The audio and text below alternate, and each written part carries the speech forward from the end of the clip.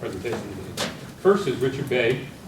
Gotten to know Richard over the last couple of years, and they've done great. He's almost a neighbor of where I work, and so we're just down the street from him, and they've got this great conservatory garden, and it's a wonderful place to walk through, whether it's at night or during lunch or early morning.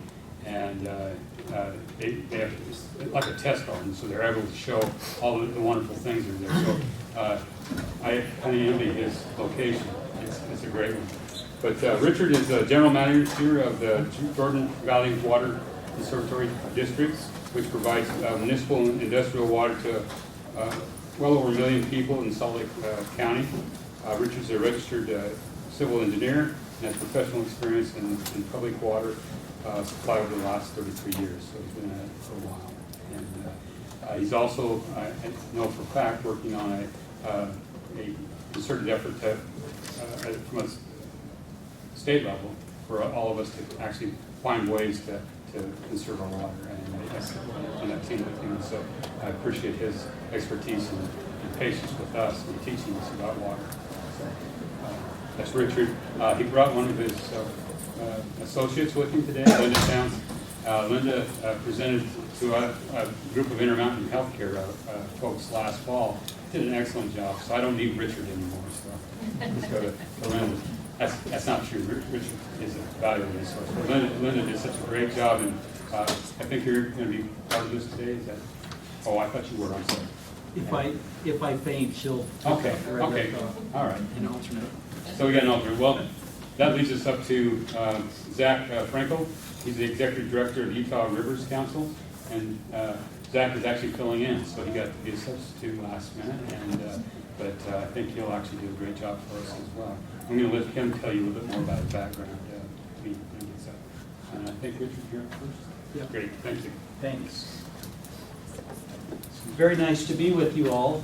You wouldn't think I have 33 years experience being so youthful, would you? The truth is that Zach and I have shared the podium many times, and I think I could give Zach's talk. I think he could give mine. So it's a pleasure to be with you, Zach, as we talk about the most essential public service, water supply, public water supply. What we're talking about today is municipal and industrial water, drinking water, and water used in landscapes.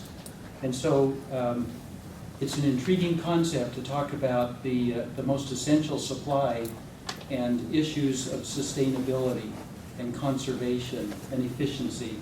And so I'd like to take just a couple minutes to briefly acquaint you with Jordan Valley Water Conservancy District, my district, but then I want to talk about a statewide perspective as we talk about these important water policy issues. This shows our service area in Salt Lake Valley, where we serve 10 member cities and a group of water improvement districts and other even private industries.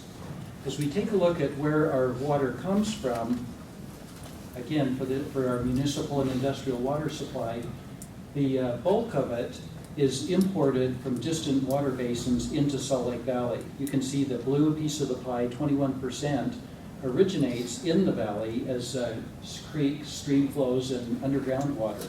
The rest is surface water that is imported. This is a view of a couple of our Wasatch Mountain streams, creeks really, that we capture and treat water from. The other part of the water that originates in Salt Lake Valley is deep underground water in the principal aquifer, originating as snowmelt, mostly in the surrounding Wasatch Mountains. And it's withdrawn through a series of 40 deep production wells, generally about 1,000 feet deep. Can you all hear me okay as I'm talking? Very good. As we look at the imported water supplies, water is imported from the Weaver River, captured near Oakley and conveyed through Camas Valley and dropped into the Provo River. Even water from the Duchesne River, which as you can visualize is tributary to the Colorado, on the other side of the mountains is imported through a tunnel driven through the Uinta Mountains, dropped into the Provo River and conveyed southwesterly. And these water supplies are then stored in reservoirs, Jordanelle, Deer Creek, Echo Reservoir on the Weber system. We're seeing this winter, and as we're getting ready to come into the spring, in the extreme weather that we've seen with the warm and dry conditions this year, record-breaking, we're seeing the great importance of reservoirs for taking us through the summer in these extreme events. And then the water from the stored in the reservoirs is conveyed into down Provo Canyon, through northeastern Utah County, and then into Salt Lake Valley through 3 major aqueduct systems. The aqueducts are large diameter pipelines and sections of tunnels, tunnel sections that go through the Traverse Ridge, and the large diameter by generally 5 to 10 feet in diameter pipelines, such as this one, our most recent project in closing the open Provo Reservoir Canal through Utah County from the mouth of Provo Canyon to the point of the mountain. That 22-mile long project is in the form of a 10.5-foot diameter steel pipeline. And we also have done the largest agricultural conversion through the irrigation exchange known as the Welby-Jacob Exchange that captures, pumps Utah Lake Provo River water to use for agricultural use in exchange for Provo River water that's of a quality that can be readily treated. And these waters brought into Salt Lake Valley are then treated and purified through conventional process plants. On the left is the largest plant in Utah, operating at 180 million gallons per day. The Jordan Valley Water Treatment Plant, also the Southeast Regional Plant in Draper, the Little Cottonwood Plant at the mouth of Little Cottonwood Canyon, the Point of the Mountain Plant built by Metropolitan Water District of Salt Lake and Sandy. And then the treated water, once in Salt Lake Valley, is then moved through the finished water aqueduct systems in red on the east bench and in blue on the western side of the valley, and then with some interconnected many miles of transmission pipelines. These are larger diameter pipelines, such as shown here. The Jordan Aqueduct, shown here, a 7-foot diameter pipe bringing finished water into the valley. Our newest Southwest Aqueduct, 6 feet in diameter, and then a 4-foot diameter transmission pipeline interconnected. And in many places where we have to lift the water, it's lifted through booster pump stations. This is an interesting one, located in a subdivision built to look like a house. And our operators have to clear the community newspaper off the porch every couple of days. And then stored in finished water storage reservoirs distributed through the valley, about 300 million gallons. The largest is the 100 million gallon reservoir in Taylorsville, shown on the left. And so that's Jordan Valley, but it's comparable to other large water agencies in Utah. Let me now switch to a statewide perspective, and let's talk about the future and sustainability issues. Population growth and projections are the biggest challenge for us. And you'll see here in the historic population that our state population is not only continuing unabated, it's accelerating. It took us 168 years to reach 3 million people, which we'll reach this year as a state. It'll take 45 years for the next 3 million. How are we going to accommodate the next 3 million and become more efficient and sustainable? It's going to be done through a two-pronged effort. First, to manage demands and become more efficient in water use through increasingly stringent water conservation programs. Second, to develop additional water supplies for this municipal water that's needed. This graph is interesting because it shows the pattern of demands that we experience, 5 to 6 times as much demand in the summer as in the winter. And so basically you can see the light blue is the indoor water use, and the purple part of the bars is the outdoor water use. More than half the water we deliver is used in lawns and gardens. That's going to be important in a moment as I talk about our efficiency, our conservation programs. The biggest opportunity is in outdoor water use. As a state, we have a goal a statewide conservation goal, which is reducing our per person, our per capita water use 25%, measured from the year 2000 and to be achieved by the year 2025. Here I'm showing our progress. Jordan Valley was the first to set that goal, and the governor then adopted our goal for statewide 2 years ago in his State of the State address. You can see in the blue line, the blue data points, one data point per year, because it's quite an effort to collect all of the various water delivery measurements that we deliver supplementally, that our member cities have from their own sources, from their primary, their secondary sources, and calculate into one average per capita water use calculation. You can see that in the year 2000, Jordan Valley started at 255 gallons per person per day on average.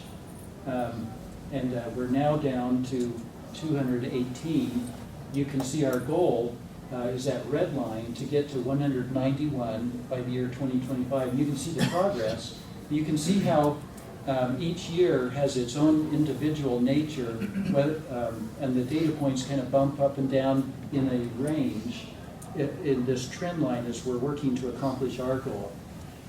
We have many conservation measures and have a 7-acre conservation demonstration park at our headquarters that shows how to accomplish is focus on outdoor conservation, how to do it, and what the end product looks like in different types of turf grasses and shrubs and trees.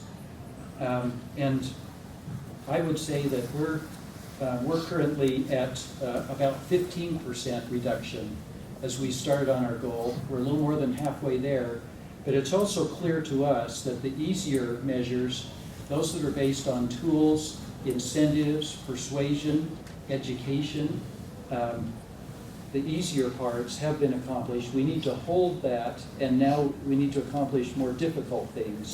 So we'll move more into landscape ordinances, more stringent water rate structures, more mandated things that would be structural in nature, that would remain in our society.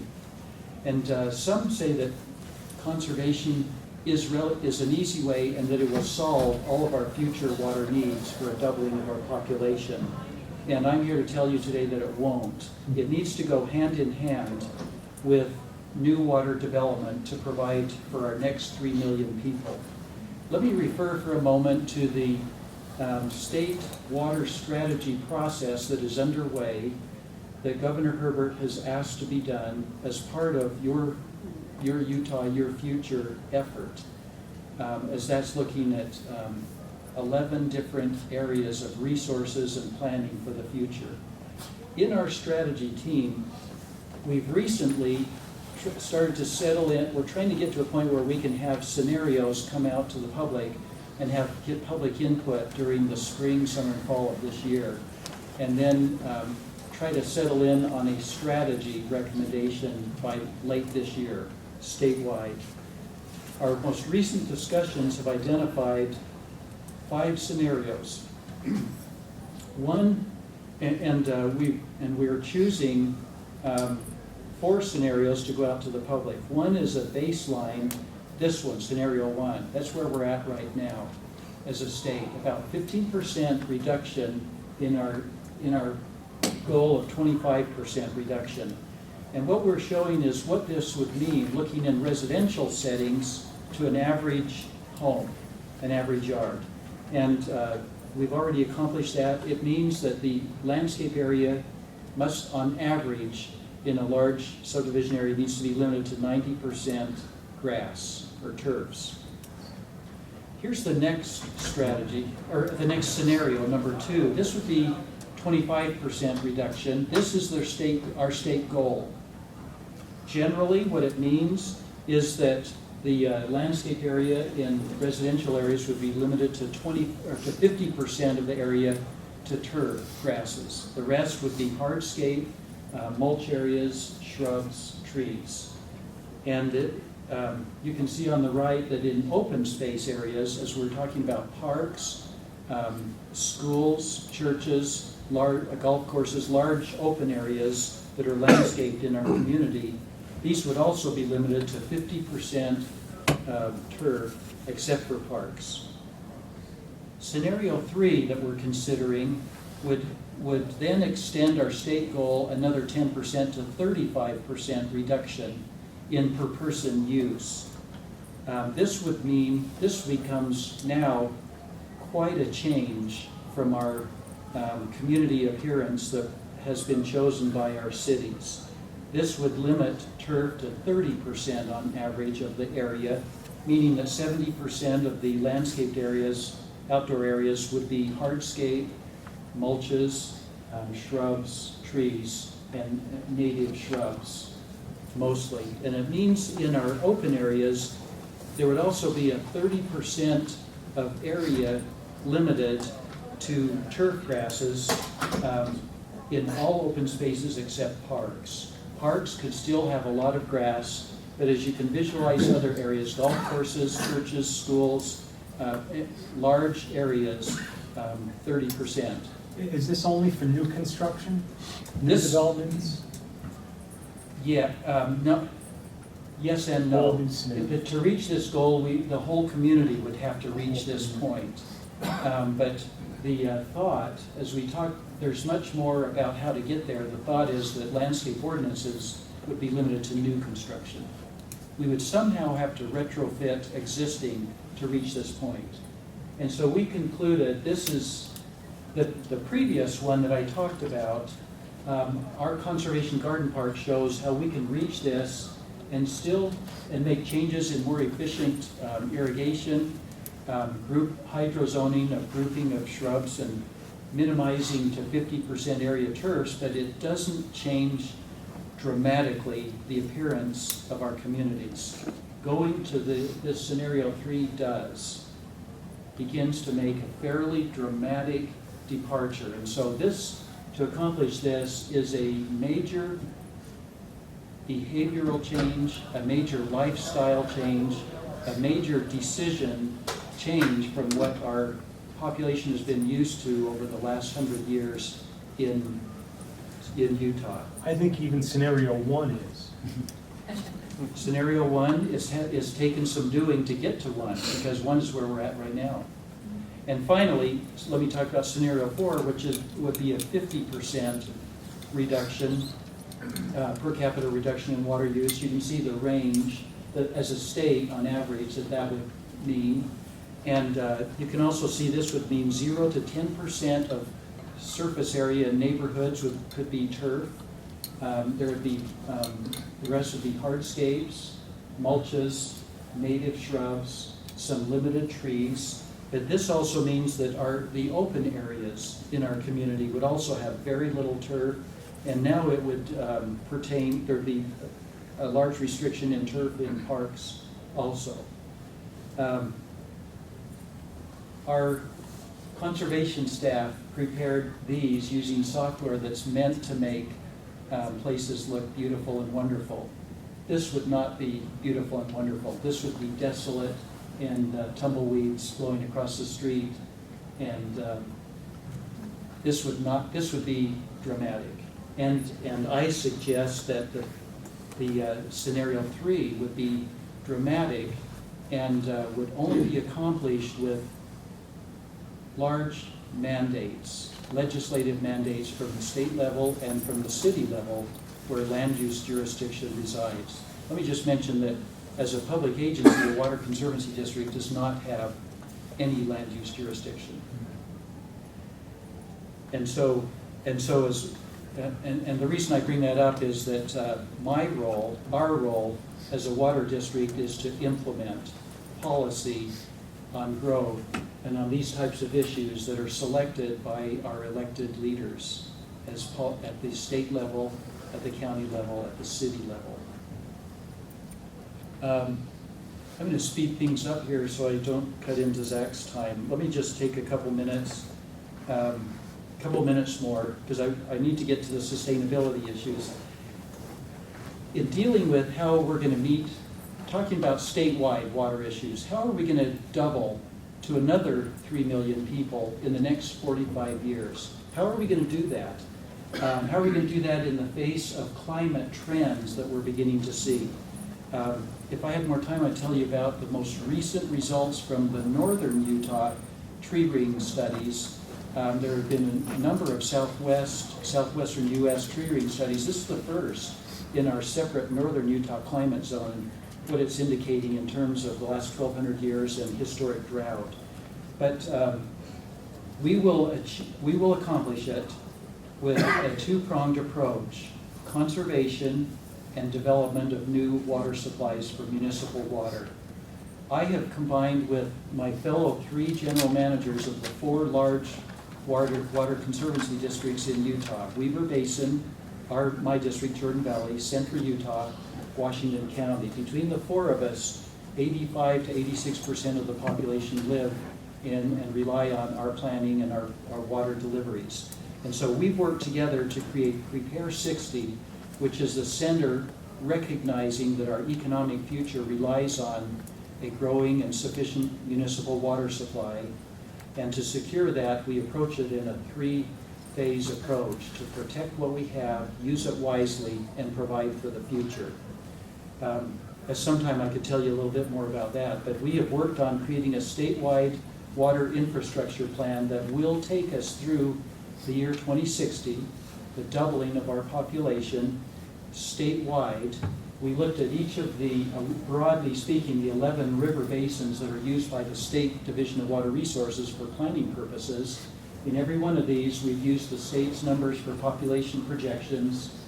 We've used the current per capita use, the current water supplies, and moved from there to superimpose accomplishing the state's conservation goal, and then to identify what development, infrastructure, and actions need to be taken when, during the next 45 years, to reach 2060, achieving our 25% reduction goal and developing the water needed. This graph is good kind of in summary fashion to show the work of the Utah Division of Water Resources, identifying where we are in total statewide in supply, and then this dashed line indicates some institutional limits we have, the absolute minimum, such as our constitution that prohibits a city from selling, leasing, or alienating any water supply or water works once they're acquired and owned by a city. And also the various contracts that wouldn't allow, and the locations of water that don't totally allow this blue amount of water supply to be moved or shared anywhere needed. And so this dashed line and this blue line indicating our reduced demand reaching the state's conservation goal indicate that the minimum new water supplies needed are 371,000 acre feet per year through 2060. And so where will that new water come from? Our plan, if I had more time, I'd tell you much more about it, but just in general, it comes from 3 areas. It comes from our 2 interstate river systems, the Bear River, the Colorado River, and then from other, which is creeks, streams, underground water, water recycling, agricultural conversions of existing surface water in community areas. But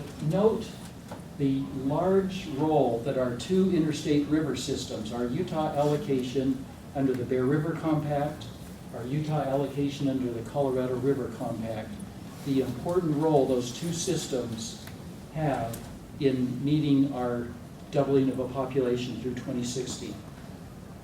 The portion on the Colorado is done in several phases, whereas the Bear River is proposed as generally a single large state developed project. Looking at the Colorado River, much has been developed to date already in the Duchesne River development that we already are delivering, the Central Utah project, federally financed, nearing completion, the Lake Powell pipeline to be financed locally at the state level, proposed in the 2020s, and other projects. Okay, just briefly on some sustainability issues. What are the risks and vulnerabilities that have to do with public water supply and sustainability? Broadly, they're on the supply side, they're on the demand side. here's a list of what we experience at Jordan Valley as risks and vulnerabilities on the supply side. And I want to just focus for a minute on two of them that are shown in red: climate change, long-term drought. Our state climatologist has recently told us more about statistically significant data in Utah at various points geographically throughout the state that indicates some trends of warming temperatures, of more rain, of less snowfall. And so that is one of the risks. One of the approaches that we are using currently to try to hedge this risk is underground storage of water, surface water that we treat to drinking water standards, stored underground by artificial groundwater recharge, and then recover it through aquifer storage and recovery processes. We have 18 full-scale wells in operation there. But also long-term drought. The return of long-term droughts that we've seen over the paleo record will happen again. So we need to plan for both of these risks. On the demand side, here's a list of risks and vulnerabilities that we experience at Jordan Valley, and I want to comment on two shown in red. Population projection errors. What we found in many cases is that our projections, such as this one, tend to be conservatively low. And so here's a history of various projections made over the last 6 decades, and you can see the accuracy of each. Oftentimes they're low on what actually happens. And then risks in per capita water use. As you saw, the data points don't just follow a straight line. They jump up and down from year to year based on the climate conditions of that year, wet and dry. They even bump up and down based on public perception. Here you can see the black lines are actual from a study case in our retail system. The red line is normalized to the weather conditions that varied, and it still bumps up and down. The remaining difference is public perception and human behavior to the signals they get. And so our planning has to be in a range. Okay. Anyway, those are the issues we see and I'll defer now to Zach. Thank you. Okay, I hope that I can just make this work. Hopefully it won't be too mad at me. Thank you for your attention today. I am Zach Frankel, the Executive Director of Utah Rivers Council, and I am here to talk to you today about water. Oh, that looks great. I'm just going to do this. And that is, there's a common phrase about water. Whiskey's for drinking and water's for fighting. And Richard and I, as he mentioned, have done this many times, and so this will be a fight. That's another way of saying that's one opinion. So before I get into it, though, I want to direct you all to this website, blueprintutah.org, where it asks you how much water you use. These are water footprint calculators. We've just launched this recently, and we're pretty proud of it. So I want you to check this out, blueprintutah.org. So before we address this question of how we're going to avoid running out of water, let's educate ourselves just a little bit about how we use water. So the first thing is 85% of the water used in Utah is for agriculture, farming and ranching. Everything else uses just 15%. Now everything else includes municipal and industrial. Industrial is exactly what it sounds. So municipal is everything, 98% of Utah's population, that resides in the municipal sector, including the government sector, okay?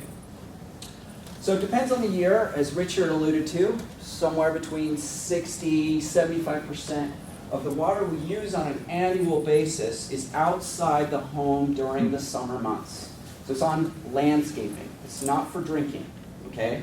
So I know you're all scared that we're going to run out of water and we're all going to die of thirst, but the reality is that's just not true. In fact, 98% of Utah's population is using just 2 to 3% of all of Utah's water on needs inside the house. Inside the house, okay? Same population is using 6 to 8% of Utah's total water outside the home. okay? So this idea that we're doubling in population, therefore the debate is over, that we're running out of water, is actually not true. It is not agreed upon. It's presented as if because we're doubling, therefore we're running out of water. That's not true, and that's what I'm here to talk about. So this is from the Division of Water Resources, okay? And this is their, what we call the Chicken Little graph, the sky is falling graph. And the idea here is that population growth in red goes up between 2000 and 2060, and when it crosses this black line, that's our water supply. We've run out of water, okay? Now, this isn't some really complicated computer model. This isn't like a crazy, calculus. It's two numbers multiplied by each other, okay? Population growth times water use. That's it. Anybody with a calculator can do it, okay? So the trick here is, let's all agree that we're growing in population. We're not going to be able to control that. Even if Richard wanted to control it, he can't. He can't, so don't ask him to. All right? So the only thing we can mess with then is this water use, this 295 GPCD, okay? So let's look at the data set. Again, from Water Resources. That was based on the year 2000. So here you have a number of years of water use, right? It goes up and down. Now, you can see from the sample selection, this is really bad math. Why? Because the 2000 year of water use is the single highest water year. In fact, according to the state's data, this is the single highest water use in 40 years. Okay? So a guy sells Maseratis for a living. He sells one per year. And the day after he sells his Maserati, he goes into a bank and he says, I need a loan. I need $100 million. And the banker says, oh, okay, $100 million, what's your income? And he says, well, yesterday, sold a Maserati. I made, $20,000. So just multiply that times 365, that's my income. Right? No. Banker says, sorry, pal, we use calculators here. We average the data. When you average the data, you lower the water use by 18%. 18%. What is going on here? That we would make a 60-year calculation of water use and spending and not average the data.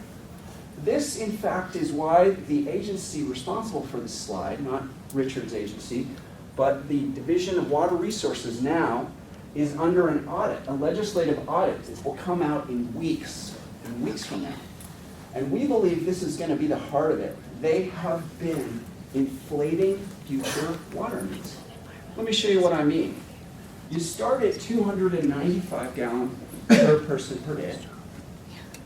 Then in the year 2025, they conserve water 25% from this figure to get there, 25% water conservation goal. Now, as I'll show you in a moment, this is the highest per capita water use in the country, 295. Go number one in the country, okay? And then what do you do for the next 35 years? Nothing. You do not save water, according to the state of Utah. Why? Because you need that red line to cross the supply. Because if you don't, how do you get people to be afraid? How do you make them pliant to policy, right? Well, why don't we just ask the question, what do we need not to run out of water? 179. Well, that's interesting, because Denver's water use is 168. So why are we not even trying, according to the state of Utah, to lower our water use? Well, that's pretty disconcerting. 1% per year water conservation goal is tepid, very tepid. 25% over 25 years is tepid, that's 1% per year. Los Angeles announced last fall they're reducing water use 20% in 3 years. Albuquerque reduced its water use 40%. Albuquerque's water use is 150. They announced a 40% reduction in water use. They did it in 10 years.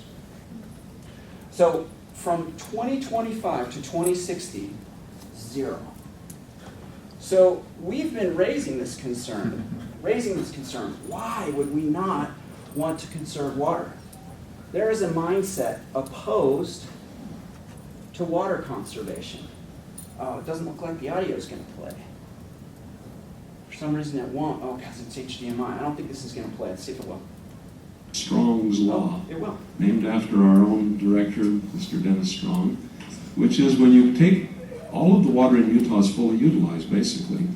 So if you take water from something, if you reallocate water through what we call a conservation program, something has to die. So Richard's agency has been in the lead of water conservation. Okay, Jordan Valley Water District's water conservation gardens are beautiful, and they've been pushing water conservation among the first in Utah, right around 2000. Starting in 2000. So in 2000, they've been setting the bar. Okay, what you just heard was testimony out of a legislative committee, Strong's Law, named after the director of water resources, presumably by himself, that if you save water, something has to die. I have heard that at least a dozen times in official legislative testimony. I can direct you to the audio hearings, to the hearings where they say it.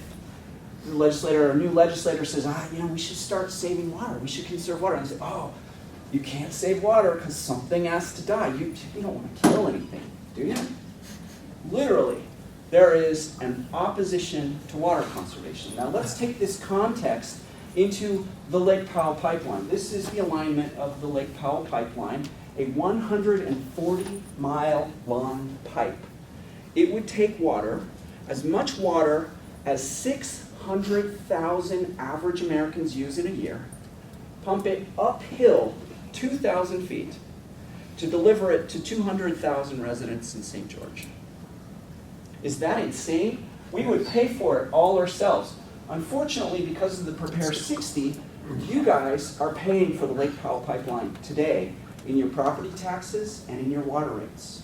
That's what's happening. The largest and most expensive water project. How is it not sustainable? Well, first of all, the recipient of the water is using 328 gallons per person per day. The highest in the country. That's St. George, by the way. National average, 155. I doubt if anybody at Jordan Valley has ever used more than 310 gallons in the history of Salt Lake County.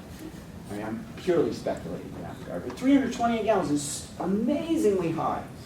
Okay, so that's the justification, because they are running out of water. Okay?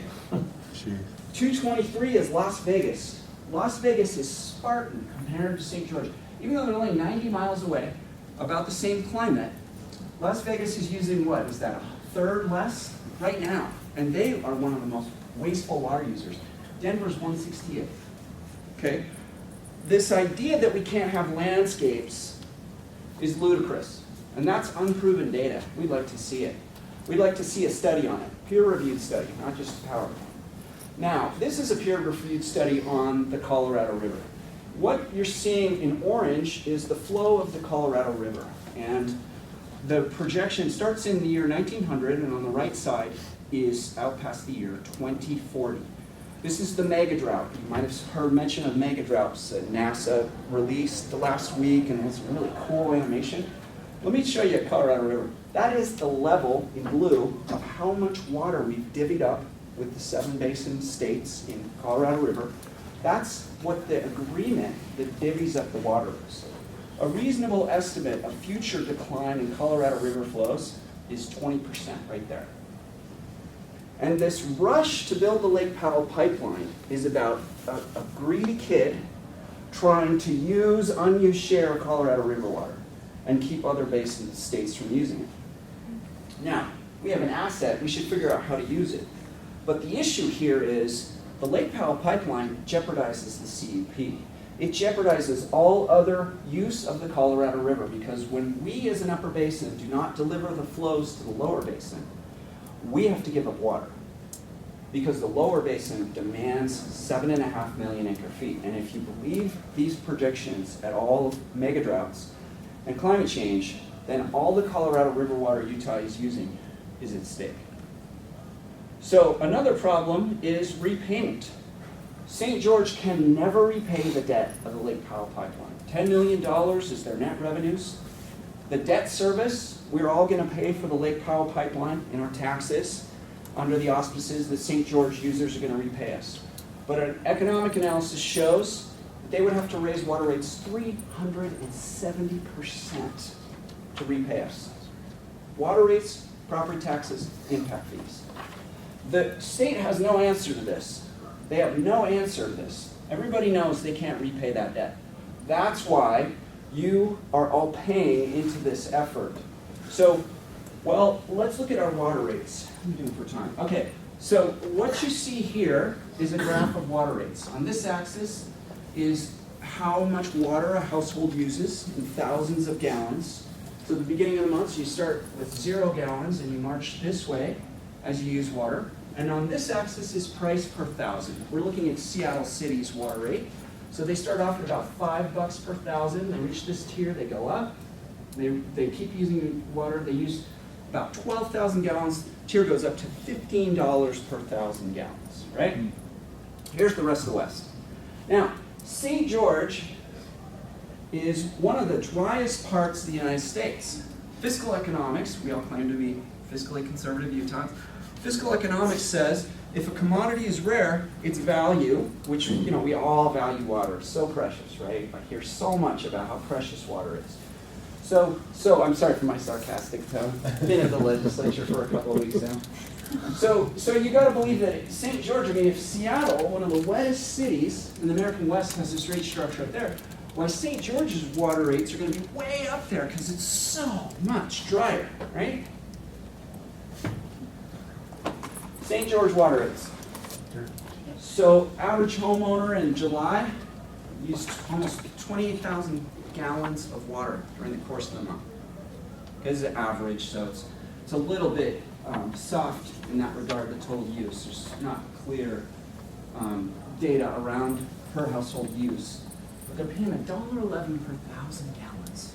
$1.11. And they're running out of water. See, that's why 200,000 residents would get as much water as 700,000 of average Americans use in a year. So these economics are skewed. Now, the general manager of this district, Ron Thompson, was quoted saying, Thompson doubts raising water prices in his district would staunch water use. As an example, he says, when he was a boy, gas cost under 20 cents a gallon. I don't think the fact that I pay $4 now means I drive any less. So basically, he's saying there's no such thing as fiscal economics. Market economics, poo-poo it. Right? This is the general manager of the largest water district in St. George. Okay? Big problems. So I forgot to say, the Washington County Water District makes as much money collecting property taxes as they do selling water. Right? So we call them a water district, but if they make as much money collecting property taxes, maybe we should call them the Washington County Property Tax District. Right? That's why they have those cheap rates. Those other cities are not collecting property taxes to equal half of their revenues, or the same percentage of revenues as they make selling water. It's crazy, right? And you have no choice. They're government water suppliers. It's monopoly. You don't get to go to their competitor. There is no competitor, right? Another big project is the Bear. Every map of the United States shows that big, wonderful lake, Great Salt Lake, right? So that's one of the reasons it's so large. It's the largest wetland ecosystem remaining in the American West, okay? About 400,000 acres of wetlands. And that's why 240, 250 species of migratory birds stop over at the Great Salt Lake on an annual basis, some of which gather in larger numbers than anywhere else on the globe. Okay? It's an international migratory bird refuge. 8 to 10 million birds. Very, very important. But when you fly over it, it's not that big, beautiful lake that it might appear to be on the map. In fact, much of it, as you see, especially if you zoom in, is dry because of water use, and of course because of climate change having a toll on the lake. So now we're coming along, and we're saying that we're going to divert the single largest source of water to the Great Salt Lake every year, the Bear River, which provides 60% of the surface water inflow to the Great Salt Lake every year. We're told, oh, don't worry, it's not going to have any impact on the lake. But the science is far from settled on that. It's likely the Great Salt Lake will drop anywhere from 1 to 4 feet as a result of this water project, all right? Climate change is anticipated to reduce its flows another 5 to 20%, regardless of what happens with Bear River development, just as a function of higher air temperatures and less precipitation. So we could see a drop in Great Salt Lake up levels anywhere from 3 to 8 feet. So one of the big problems of Bear River development is this. This is the Owens Lake. This is what Los Angeles did to the Owens Lake, diverted the tributary that flows into Owens Lake, the Owens River, and created some of the worst PM10 air pollution in the United States, according to the EPA. The same is now, people are concerned that the same thing will happen to the Great Salt Lake as a function of these challenges for its water supply. It's so bad, LA was forced to spend $2 billion on air quality mitigation for this problem. In fact, 15% of water rates to Los Angeles now go to addressing just these sprinklers that you can see to address this air quality problem. So this idea that we're running out of water is got major tolls to it. Now, of course, this is what we used to grow, and this is what we're growing today, and this is, I'm going to end here. Proud that a lot of water is going unused in irrigation canals in Salt Lake County. They used to be irrigation water, and even though most farms are now gone, that water is still there, and now it's going to waste. 2 News' Rod Decker is on that story today. Rod, is there any way this water can be redirected? Well, maybe. It's not being used, some of it, but it's all owned, so you'd have to buy it. Next, you'd have to figure out a way to get it before it got into Utah Lake and into the canals and got all polluted. Salt Lake County has a lot of older... Don't do that. Well, it looks like I'm done. Well, I didn't want to see Rod Decker yelling at you all, so I was trying to turn it down, but I changed the channel. It doesn't look like I can go back. Okay, well, that was a news story about how there's surplus irrigation water. You don't know how to fix this thing. Hit your video mode. Don't worry about the channel. Hit the video mode. Here you go. There you go. You're the expert. I won't kill you by PowerPoint anymore. I'm almost done. So this irrigation water is a surplus source of water. In fact, if you get onto KSL.com, you go to other real estate, there are pages and pages, 7 pages right now on water rights for sale. 7 pages. Why?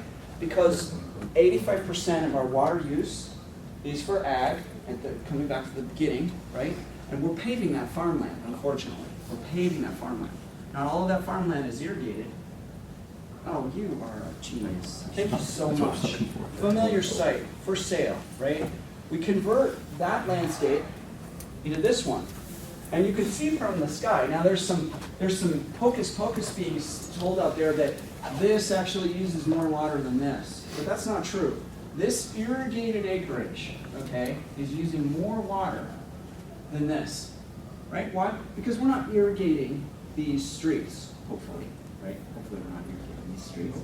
Or hopefully we're not irrigating these sidewalks, or for that matter, not irrigating the carpets or the rooftops, right? That's why 85% of our water use is in farms. So when we do this, we create a surplus of water. Don't believe me? Well, look at the data and look at what these canals are. These are canals on the East Bench of Salt Lake City. You might drive by and thinking somebody turned on the fire extinguisher, the fire hydrant. This is actually irrigation water. These are irrigation ditches. The East Bench of Salt Lake City, there's 40 of these ditches across the valley trying to sell their water. Now, good guys like Richard are trying to buy it. It doesn't mean that just because it's for sale, it's a reasonable price. You know, he's not going to go out of his way and waste money on exorbitant pricing for water. But the Division of Water Resource estimates 143,000 acre-feet of surplus irrigation, of irrigation water, just in Salt Lake County. In Weber Basin, Davis and Weber County, what you're looking at is their data showing that between now and 2060, there's going to be 140,000 acre-feet of water coming out of the farm supply, right? So that's a huge source of water. So just to wrap up, this is what I've mentioned. This is the KSL website. classifieds right there. You guys can go on there, buy water rights. A lot of speculators, I've talked to them. They buy water rights and they just sit on them and they figure it's a good investment. Whether that's the case or not is certainly not recommending it. But there is a big water speculation market out there. So water is a complicated subject, and it's like democracy. It takes a lot of opinions to get good policy. So with that, I want to thank you for your time today, and I don't know if we have time for Q&A for the two of us. Yeah, we'll open up for a few questions. This is a break time. We're going to go into now, but if you have some questions, we'd sure like to entertain them. Yes. I'm curious why there is not more thought put into recycling of water? Yes, our plan, the question is recycling, reuse of water. Our plan involves that. We are currently working on developing 2 in southern Salt Lake County. And the concept is to capture sewage effluent water after it's been treated through a wastewater treatment plant and before it's discharged to a stream. In Salt Lake County, there are many difficulties. We're going to overcome those, but the difficulties are the salinity. The salinity has increased 4 times the feed water into a community, and it's reaching a point where the sewage effluent in Salt Lake County is about 1,000 parts per million, which is at a point of damaging most shrubs and trees. Most turfs can handle it. The other part is creating a secondary infrastructure so that water can be used in outdoor watering only, and not in our primary system that goes indoors and outdoors. The public, although the technology exists now to treat it for drinking water, the perception problems are a big burden to overcome with the public. Why don't we try to treat the Jordan River? We are treating it. The Jordan River conveys water from Utah Lake or from groundwater inflows. Again, the salinity, and that's the historic agricultural supply that Zach has talked about. The average salinity is 12 to 1,300 parts per million. Far too high for drinking water. In fact, at a point where it damages most landscape areas. We have just finished our first reverse osmosis water treatment plant, the largest in the West, away from the seacoast where reverse osmosis plants are built, and we're operating it right now. But it's the electricity costs are 4 times the normal operating cost of conventionally treating water. So the costs are high. It would have to be demineralized to be a full, comparable new municipal supply. I have a question about your comment you just made. With that reverse osmosis plant, what happens to all the leftover minerals? Yeah, the reverse osmosis has one inflowing stream, and it produces 2 streams, a brine stream called concentrate, which is clear, but it's high in salinity. The brine stream that we produce is about 8,000 parts per million. Currently, we discharge that to Kennecott's tailings impoundment in Magna, but we've just received a discharge permit for discharging to Great Salt Lake, South Arm near Saltaire, where the salinity is about 150,000 parts per million, and ours is 8,000, so it's 1/20th the salinity. But there are still ecosystem concerns. It took us 10 years and $2.5 million of studies to study just selenium and study the movement through the food chain and the possible ecosystem impacts. But we found a safe area, and so we just received a permit, and we'll soon be discharging it there. We'll take one more question, and then if you want to talk afterwards, I think Zach and Richard would be willing to stick around. So Richard, when you're working with the other large water districts in the state, you mentioned Washington County is among them.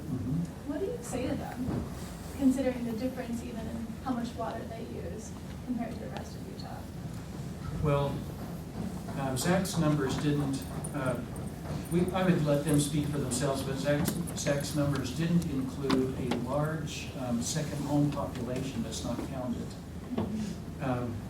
What we find is that the population projections for Washington County have been recently reduced by the State Office of Management and Budget, but even at that, they're projected to quadruple in the next 45 years.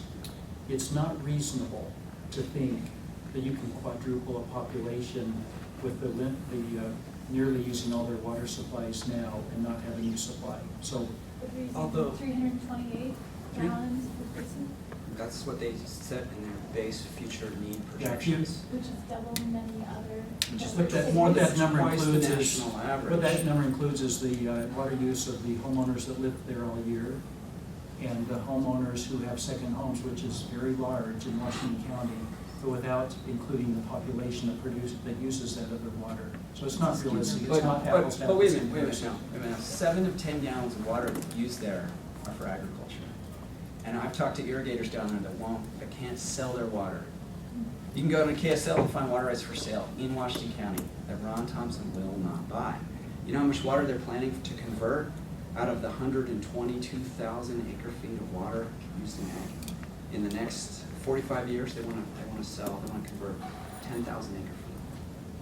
There is a one-sided interest in water development first and foremost. Senate Bill 281, we've got some flyers up here, passed committee yesterday. The gentleman to my left, Richard, testified on his behalf to urge its passage. And it is written so that Utah just captures its share of Colorado River water just because it's unused. This is about building water projects because they're unused, as much as it is any claims of running out of water. We have repeatedly gone to Washington County Water District again and again and again and again and again and presented them detailed studies. Phasing out property taxes would be a huge source of future water, huge source, and they refuse to consider it. So the claim that their water use is going to quadruple is not actually proven. I'd like to say something. I sit here and I listen to Zach a lot, and he's really good at sound bites, and he's really good at inflaming everyone, and he's very good at saying we're using scare tactics. He does the same thing. So if you think his numbers are accurate and that the Great Salt Lake is going to dry up, do some research on your own. Okay, that's what I'm encouraging you to do, because he's not responsible for delivering water to the upcoming populations. We are. We're not project mongers. It's not like we're trying to go out and build these projects because we want to. We've been tasked by the legislature to do that. It's our job. Oh, wait a minute now. Hold on. There are 38 lobbyists at the Utah legislature, including those you employ. If you're telling us the legislature is forcing you to do this, then wait a minute. I would What's our job then, Zach? wait. I would turn around and I would say, tell this audience how much you're paying lobbyists right now at the legislature. And you're not paying any lobbyists. I am a lobbyist. I'm paid to lobby. But I told you how much are you paying? I need to stop the debate, and I appreciate it.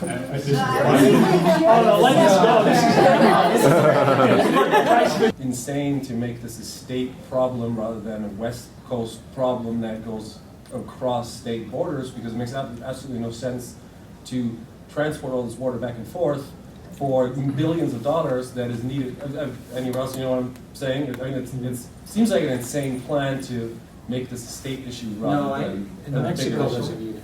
Yeah, no, Right, I I mean, No, I don't think California it's- doesn't. I mean, it's and not Colorado insane is at all. river's drying up as it is. In the Colorado River Compact, there are 7 states, and then there's another country, Mexico.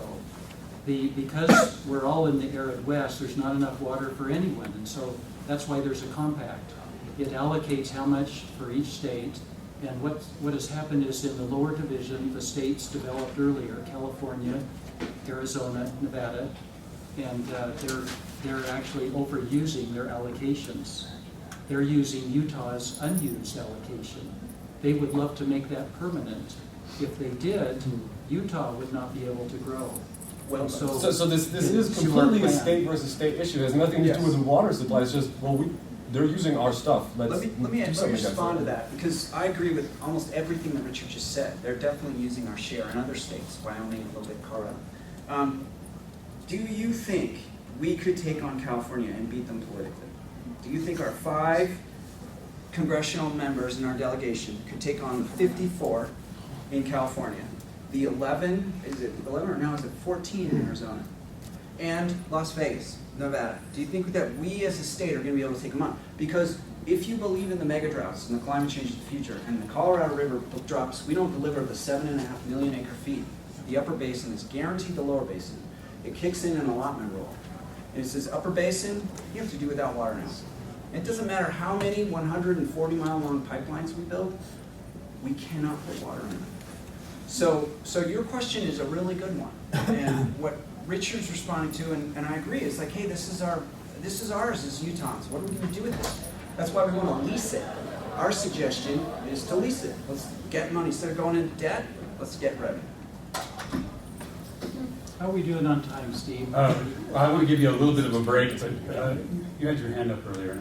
Yeah, I guess we're all here for sustainability. And there's no thought about sustainability of rivers, I feel. Like, we want to recreate in this state. If we're going to take water out of these major recreation meccas, what is it? I mean, are we going to have a population of double in 2060?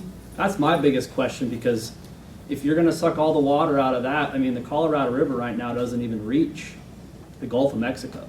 So if we're going to suck more water out of that. That's exactly right. Recreation is a $12 billion economy, and it is continually left out of the discussion, as if the rivers are just pipes, and that it would be fine if our water use was highly efficient, but it is not. And conversations about efficiency are met with hostility. Suggestions about efficiency are met with hostility. You're exactly right, because a lot of people move here. Our growth is because of the natural environment. We believe we can have growth and healthy rivers. I told my wife yesterday, well, I guess it was last week, that if it's not going to snow in Utah, why are we living here? I'm not kidding you. I'm not kidding you. So if we're going to deplete natural resources, why are people going to come to our state and visit national parks? Can I respond to that Sure. also? The question Please. is sustainability. That's what this whole conference is about. Right. Doing something that will last for generations, for a long time. Our plan is a sustainable plan. When you look at in the West, there are two poster child areas that have gone beyond sustainability: Southern California, Southern Nevada. They have grown beyond what their water sources can sustain. There's been a disconnect between the land use jurisdictions wanting to develop and giving permits and the water agencies. Thank heavens in Utah we are not beyond sustainability. I hope we never do it.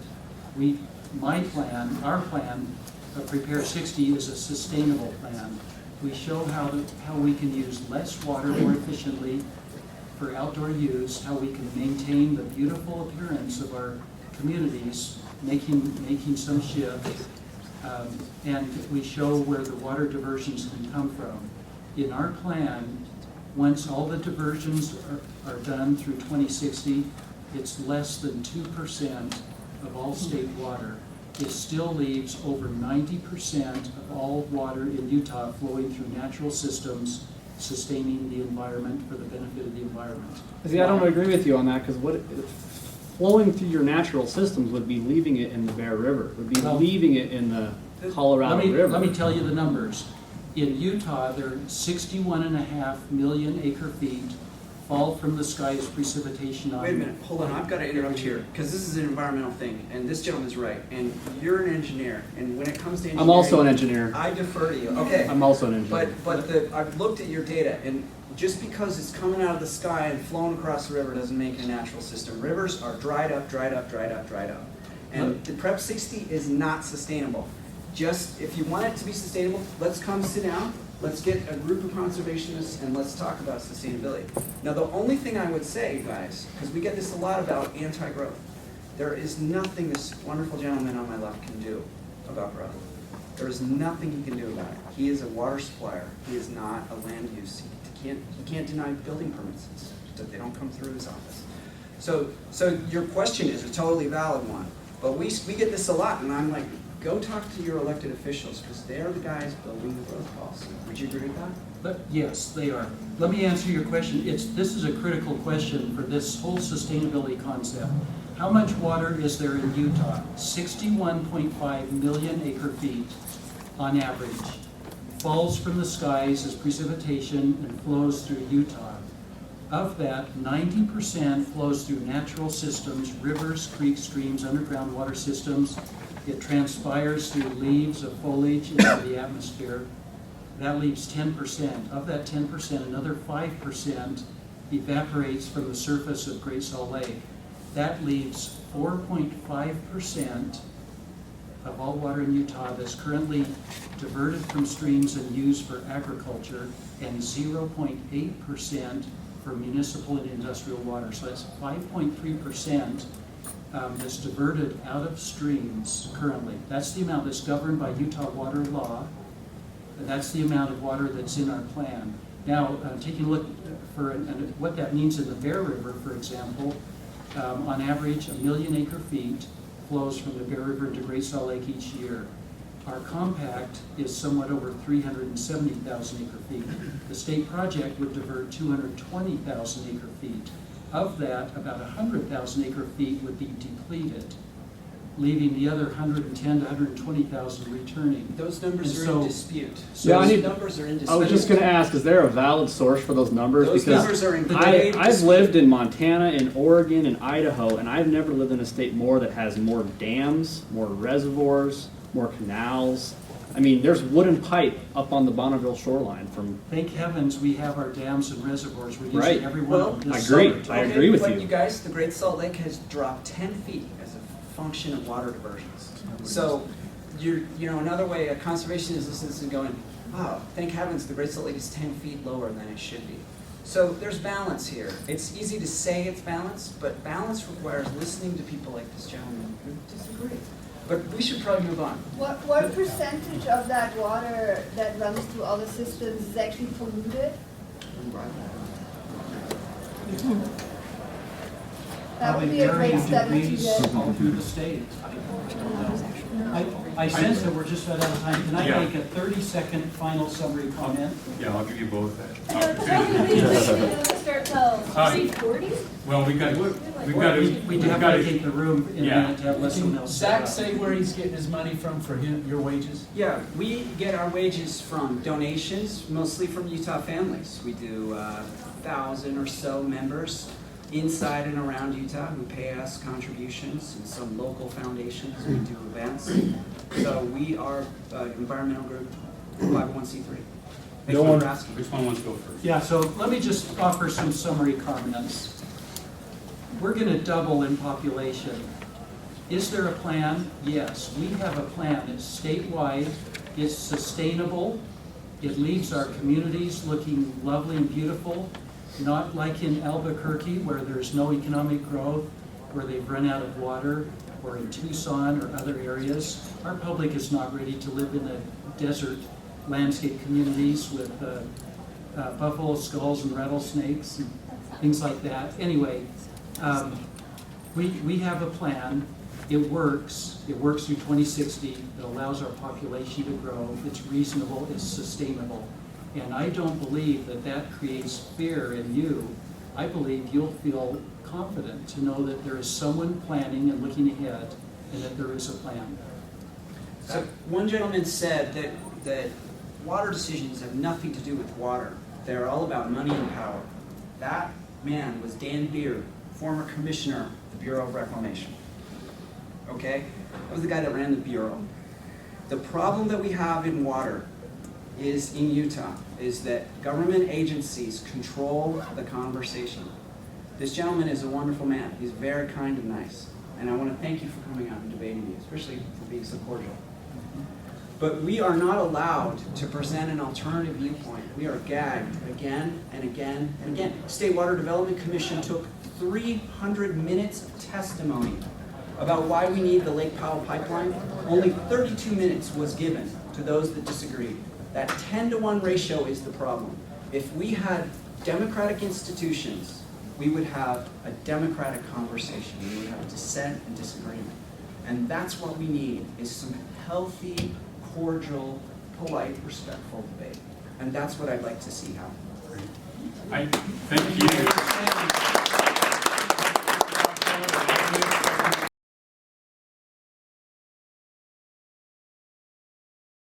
Insane to make this a state problem rather than a West Coast problem that goes across state borders because it makes absolutely no sense to transport all this water back and forth for billions of dollars that is needed.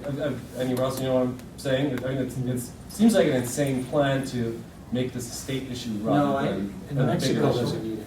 Yeah, no, Right, I no, I don't think California it's, doesn't. I mean, it's and not Colorado insane is at all. river's drying up as it is. In the Colorado River Compact, there are 7 states, and then there's another country, Mexico. Because we're all in the arid west, there's not enough water for anyone, and so that's why there's a compact. It allocates how much for each state, and what has happened is in the lower division, the states developed earlier, California, Arizona, Nevada, and they're actually overusing their allocations.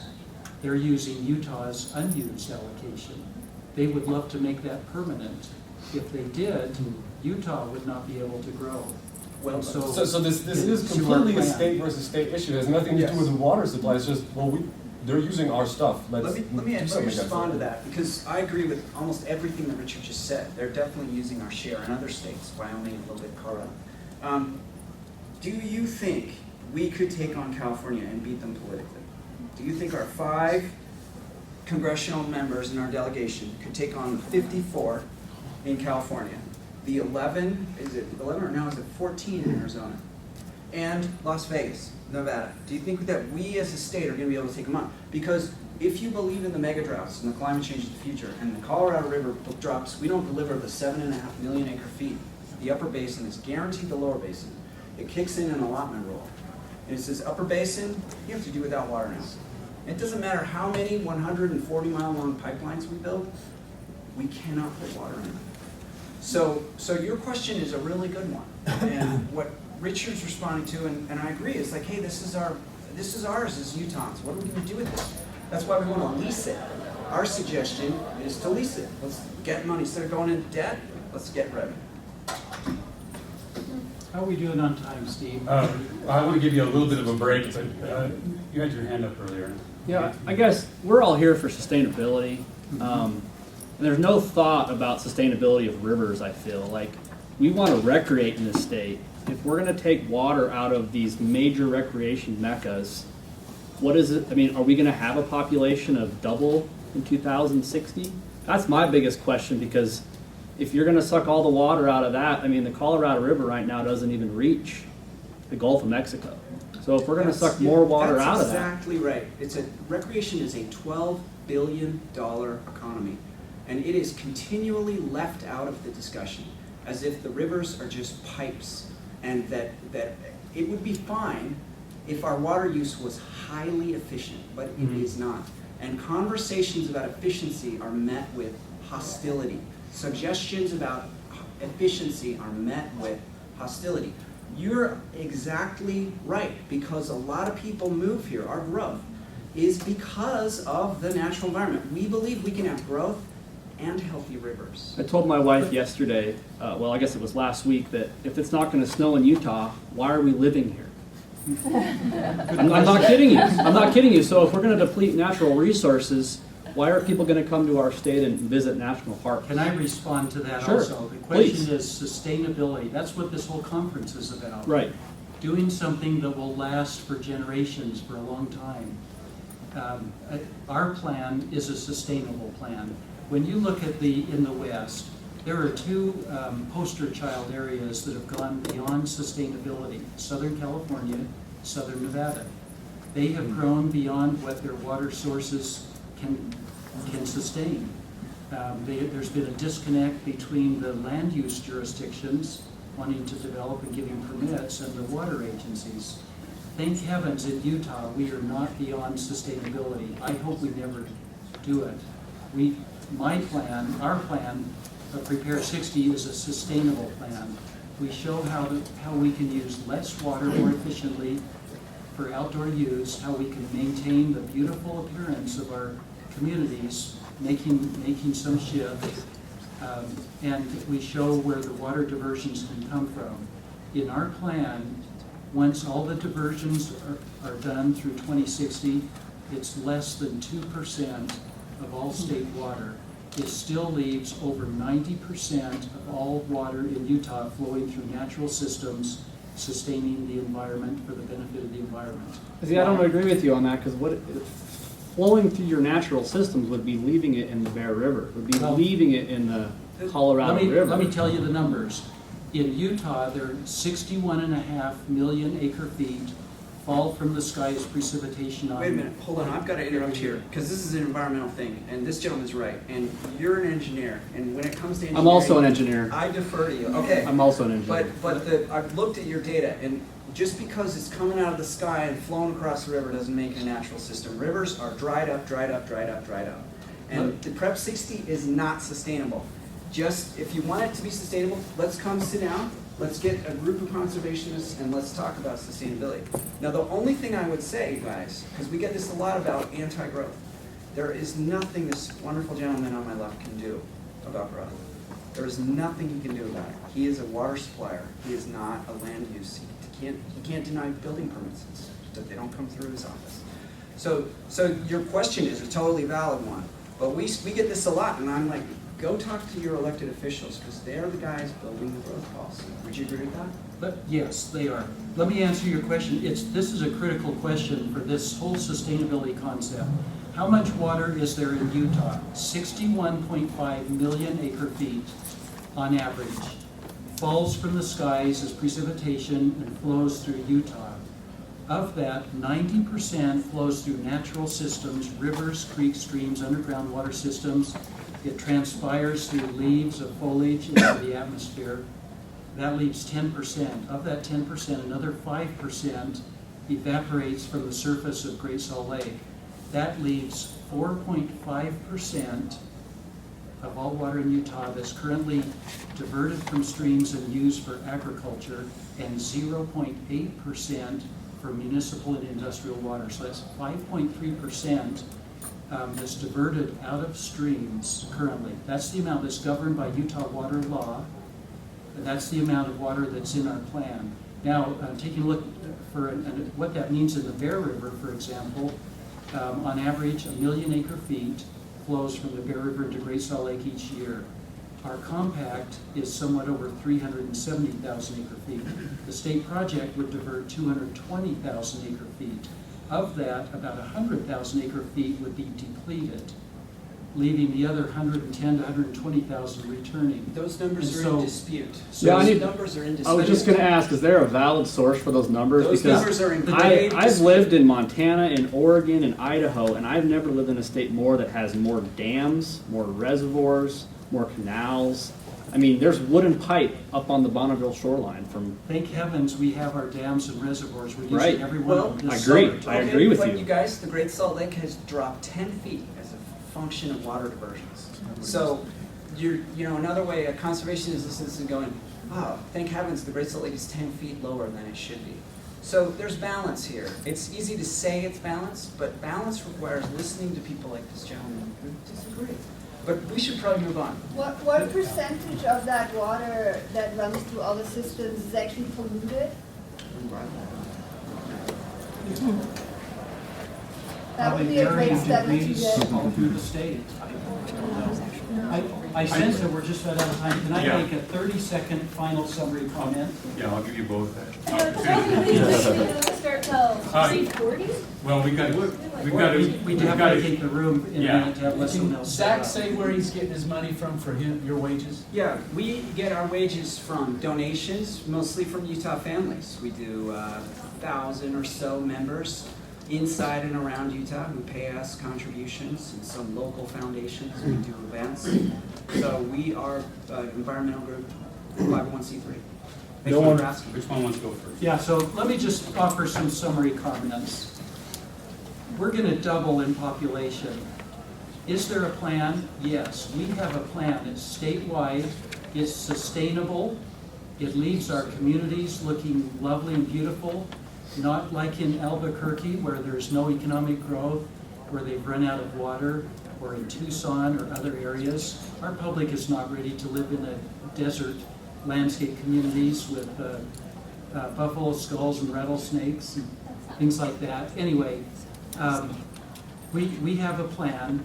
It works. It works through 2060. It allows our population to grow. It's reasonable. It's sustainable. And I don't believe that that creates fear in you. I believe you'll feel confident to know that there is someone planning and looking ahead and that there is a plan. So one gentleman said that water decisions have nothing to do with water. They're all about money and power. That man was Dan Beard, former commissioner of the Bureau of Reclamation. Okay? That was the guy that ran the Bureau. The problem that we have in water is in Utah is that government agencies control the conversation. This gentleman is a wonderful man. He's very kind and nice. And I want to thank you for coming out and debating me, especially for being so cordial. But we are not allowed to present an alternative viewpoint. We are gagged again and again and again. State Water Development Commission took 300 minutes of testimony about why we need the Lake Powell pipeline. Only 32 minutes was given to those that disagreed. That 10-to-1 ratio is the problem. If we had democratic institutions, we would have a democratic conversation. We would have dissent and disagreement. And that's what we need, is some healthy, cordial, polite, respectful debate. And that's what I'd like to see happen.